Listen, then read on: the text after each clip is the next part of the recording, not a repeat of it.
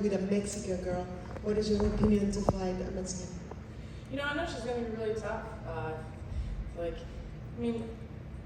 They fight with a lot of passion, as do a lot of people, you know. But I'm ready for it. I know that she's going to come with her best game that she's ever had in any fight. I know she's coming with everything she's got, and I wouldn't want anything different. I don't want someone at second best. I want them at their best, so I'm ready. What's it like to come back after being in the Hall of Fame? A la Manny Pacquiao, who's dealing with that as well. It's like you're closing the book on one thing, but now you've reopened it. Mentally, how do you deal with that and navigate it? I think everything is in your head. You can play mind games with yourself however you want to, and I just look at it as to be able to already have been acknowledged against the best in the world. It was a humbling experience, a very exciting experience for me to be able to be inducted in the Hall of Fame. But I also remind myself there's a reason why I was inducted in the Hall of Fame is because this is what I do. Have you started looking at like your division and saying, oh, if I win this fight, I can go after her and doing all that? Is your mind racing about your future? It's not racing, but I definitely think about it because I think the only way to get there is to see what's in front of you. And right now, Yolanda's in front of me, and that is what I'm focused on. With a victory, then it's like, okay, then we do this and we do this. So it's like there's long goals, but also like the ones that are in front of me are the ones that I'm focused on the most. Julio, in a few weeks you've got the third fight between Taylor and Serrano on an all-women's card. Firstly, what does that mean, for women's boxing, especially on Netflix, an all-women's card? Oh, I think it's amazing. I'm very thankful for MVP and being able to, just putting the faith in these girls to put them on the screen. That really isn't something that was very often back when I was just boxing. They've always deserved to be there, but to be able to have the platform to show people what they do is amazing, and I'm excited to watch it. There was, I think 2 times I fought on an all-women's card on Fox Sports Net, and it was one of those things that was like unheard of because they just really didn't promote fights much, but they were a huge hit. People loved it. It was back when they had the Best Damn Sports Show. It's been few and far between and not very often. So the fact that they're really like giving a true platform to these female boxers is amazing. What's your prediction for the fight? My fight? For Taylor Serrano. Oh, Taylor Serrano, gosh. Both of their fights already have been such a toe-to-toe match, and I expect nothing different in this one. Holly, Kevin Garcia, aka the Puerto Rican KKG. So I know you said you're focused on this fight, and looking down the road is just not where you're at right now. But if you go the championship route, Terry Harper or Stephanie Hahn, and any of those women with the belts, do you think about that more than you think about the potential of a really big fight with another legend like Amanda, who signed with the same promotion, or even a Katie Taylor? Like, what would interest you more? Would it be that big fight against one of those women, or maybe a fight within your own division? I think both of those sound great. So I think, being able to have this fight, get ranked again, be able to fight for a title, and then go for the big fight. I would love to do that. I want to do all 3. What's the big fight, though? Well, I think that Katie Taylor and Amanda Serrano, those are the 2 biggest names in female fighting right now, and for a reason. They're great. They're experienced. Serrano's been around so long and had so many fights and been really, really, really successful with her career. And we've got Katie Taylor, who, going from the Olympics and then making a whole amazing career in boxing as well. Those are the girls I want to fight. I want to fight the best in the world, and so whatever I need to do to get there. And just one other question. There's been so much talk recently in women's boxing about who's the GOAT. Is it Amanda? Is it Katie? Is it Clarissa? Do you think they're overlooking you, or are you the GOAT, or what do you think when you hear about the GOAT talk? I admire and respect all champions that get in there and put it all on the line, and so I have respect for every single name you just said. With that being said, I'm the only one that's been able to have world titles in not just one but multiple combat sports, so I think it's just different. I never went to the Olympics though. I was already pro before they even were allowing that, so there's just different accolades for different fighters, and I know that I'm elite. I know that I've done a lot in my career, but I still have a lot to prove. Thank you. Holly, having pursued a career in MMA and stepping away from boxing for so long, in coming back. Now, how much has the sport changed for women, and especially in the business side? Is it good? Is it bad? How do you see things? I think it's been great on both sides of it. I think MMA has given a platform that actually made people in boxing think maybe we should put women on cards in boxing too. So I think that MMA has been good for women's boxing, and I think that women's boxing has been good for women in MMA because it's still a martial art. It's still a fighting sport, and people love to watch fights. It's the unknown, the unpredictable, and to be able to watch these females actually get in there and be skilled at what they do. It's just the more we see it, the more people get excited about it, and I think that it's been good for both. I think that having the platform in MMA has helped boxing and vice versa. I think that it's been good for both sports for women. Have you shared the octagon with Amanda Nunes? Did you get a chance to see her face off with Kayla Harrison, and what are your thoughts on? And can you give us a quick breakdown of the matchup? I think that's going to be a huge fight. Everybody's going to want to watch that, me and myself included. Whenever I think of fights like that, though, it just makes me mad at myself for not capitalizing when I should have in my career. I don't really get too wrapped up on what their career is. It's more of a self-reflection in times like that and things that I want to make sure not to make mistakes on again. Just on it. Was it when you went back to boxing only training, did it feel like second nature again? Or were your instincts still when you just went back a little bit MMA based, like when you're sparring, you think you could probably throw a kick here?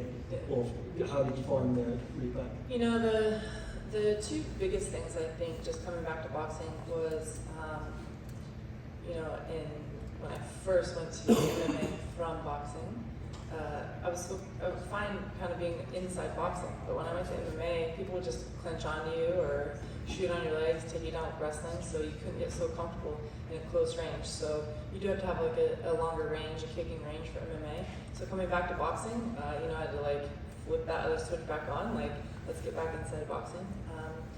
And everything is kind of more an offensive mindset, but there are some things that, like when I first was just going back to just strict boxing, it's like, oh, I really wish I could kick here, or I really wish I could kick here.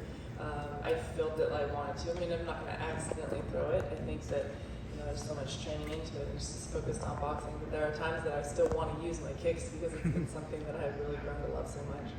And just quickly, what's your prediction for the main event, Jake versus Chavez? I think it's going to be a great fight. I think this obviously Jake Paul's, you know, biggest challenge to date, and there's also, you know, Chavez coming from the other side. Everybody's like, oh, you know, these boxers can't be losing to a YouTuber, but Jake's a boxer. He's been training, and I think he waits for all these people to keep talking, and he's still working behind the scenes. So I'm excited to see a great fight. Holly, obviously, I think it was a couple of years back when you were fighting in New York. I remember they were asking you, it was just around the time of Taylor Serrano won, and they were asking you like about coming back and fighting Kayla. I know there was potential of fighting in Pro Park against her, and you were pretty locked in at that time, like not interested, not concerned with it. When was the turning point when you decided maybe I would want to come back to boxing? You know, I was just so focused on MMA, and I loved it so much that I didn't want to let my focus get too skewed at the time. But the more time went by, the more I started to feel myself miss boxing, and I always try to follow my heart and what I want to do in my fighting. So when I first left boxing and came to MMA, it's because that's what my heart told me to do, and now it's boxing. So here we go. And of course, your old pal Rhonda has a film coming out, a biopic about her life. Who do you think is going to play you in that, or do you reckon you'll be involved in it much? I don't know. Is she going to put me in it? I don't know. She doesn't like to tell your part of the story too much. Yeah. Holly, it's been. Oh, sorry. Wait, right here. We were talking about female boxing there and the great work that MVP have done with that. It felt like in 2023 there was a lot of momentum behind women's boxing. 2024 it almost took a bit of a backseat. A lot of the big cards in Saudi Arabia went, including women. And it feels like now with this all-female card coming up in a couple of weeks, the momentum's growing again for female boxing. What's the next step that it needs to take, in your opinion, to really launch it forward again and build on what MVP are doing at the moment? What's the next step you'd like to see? You know, I've been in this sport professionally for over 20 years, and I've said this since the day I started. Whether it be men's boxing or women's boxing, MMA, male or female, there will always be like these highs and lows. There's these fights that get so much build up, and then there's lulls, and it will never go away. Boxing will never go away.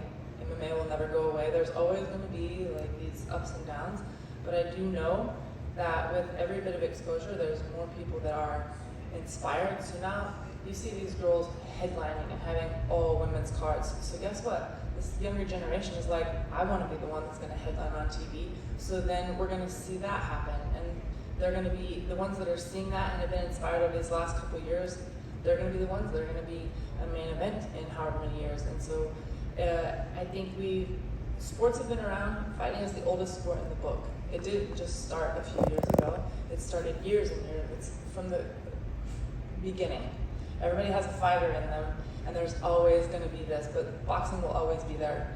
And yes, women's boxing, not as long as male boxing, but we're going to keep seeing these stars come in, and the more they see the opportunities, the more they're going to push for it, and we're going to see amazing things. Sorry, can I just follow up on that? Do you sit down and kind of talk to Jake about his vision? We spoke to Jake before, and he was we were asking him where did it stem from, his interest in women's boxing. He was saying it's his organic relationship with Amanda. Do you sit down and kind of talk to him about the vision, and how excited is he about what you guys can do together? I haven't talked to him and sat down like that. I'm excited to be able to share a card and have this journey. I'm super thankful for him putting belief in women's boxing and really putting it out there more than anybody really has for female boxing. So there's been some great champions, but to be able to have the platform to get out there and fight on, he's done amazing things, and all women boxers are thankful. Holly, right here in the middle. First off, in speaking with many female boxers, when I've asked them about your return, they're like, "Oh my God, how cool is this that like Holly's coming back?" Like, do you get that same sense? Like, have you had time to like reflect and kind of like enjoy this time around, this process? You know, it's I love it. I love coming back. I love the love and the fans that I've had in the sport. When I first, it doesn't matter. You're always going to have fans, and you're always going to have some haters. It doesn't matter where you're at. When I very first started boxing, I had a lot of hate because it was, at the time, who I was fighting, they were, fighting for their life and fighting for money and fighting for their families, and they came from a rough, time, and I am so inspired by all those stories. I grew up with a great childhood. I grew up being able to play sports. I had all this love and support from my family, and it was one of those things that they almost didn't want to see me win. And my own life has had plenty of struggles, so I'm not saying that, but I wasn't the story that everybody really wanted when I first came into boxing. And then once I started to grow fans, they became these true fans that really were fans because they just watched me fight. And I love that all that happened organically for me. That I gained fans through my hard work. That's what I wanted. I wanted to show people who I was made of and what I was made of. And then when I, had almost everybody against me, and then it turned where everybody was supporting me. And when I left boxing and went to MMA, people were, I hope you lose and all this stuff. You're leaving, you're taking the easy route. I said, easy route? I gotta learn everything new. I've never done wrestling before. I've never done grappling before. This is not the easy route. This is a harder route because it's unknown. And, but then, and then leading up to the fight for the title, they're like, oh, I don't know about this. Some people are like, this is so great for boxing. She's gonna go and win. And some people are like, this is terrible for boxing. She's gonna go in there, and if she gets beat, then it's gonna look terrible for boxing. And then when I won, then everybody's like, oh, this is so awesome. This is good for boxing. So to make a short story long, everybody's gonna have their opinions. Coming back to boxing, I do think is the most invited I've been from the jump right now. I've always had to kind of earn it, but with that being said, I've always been on my path of just like follow your passion, Holly, and everything else will fall into place. And that's how I still feel. I'm following my passion, and I just want to go in there and win, and that's what my focus is. That's what I'm here for. That's right there. It's been 10 years since the Rousey fight, and a lot of times rival champions get together and become great friends. Have you guys had any moment to like reunite and like say like, hey, we're cool now? I've never had a problem. you know, it was a fight, and I was going, it's either, it's you or them. If it was up to her, she would have done that to me, and that's all there is to it. I have respect for everybody I stepped in there with, but I've never had a conversation with her outside of fighting, and I hope she's well. I hope she's happy. I hope she's happy with her family. If I sat down with her, I'd have no issue. But we'll see. I don't know if the feeling's mutual or not, but I have no thought about it. Erica. Holly, you were talking about following your passion. You've been a very good fighter in MMA, in boxing. Is still missing something that keeps you here? I just love it. I love fighting. I love it and hate it. You know, all the nerves leading up to a fight. Every fight since the day I've started is like, why do I do this? Why do I do this? Because I hate that nervous feeling. You know? That's also what makes a win so great, because you go through such a big challenge, and people don't even understand what that's like. We're doing something that other people can't even fathom how you feel leading up to it, or after a victory, or after it's honestly, I've done a lot of sports, and nothing has as much nerves and as much anxiety and as much excitement as this. So that's what I love about it. It's just the passion involved in fighting, leading up to it and after. You feel a lot of emotions. Not all of them are great, but you're feeling alive, and I love that. Now you are back. What do you want to accomplish in boxing? Win. Just win. That's what I want to do. I want to win. I want to win every fight and then retire. Win a world title? Yes, absolutely. World title, 100%. Holly, for you, how important is it to be a Hall of Famer and win a world title and add that to your legacy in boxing? And how do you think that separates you from everyone else? I always have wanted to do things that haven't been done, and that was one of my main goals going into MMA to begin with, was to be able to be the only fighter that has the highest level of world titles, not just small titles. I wanted the highest level of world titles in both sports, male or female. To this day, that still stands. But to be able to be inducted in the Hall of Fame and come back and still be able to get another world title would be huge. That's not something you hear of. And that's part of what my goal is to do something that hasn't, it's not that easy to come back and do that, but that's why I want to do it. Are you going to watch Ronda's movie?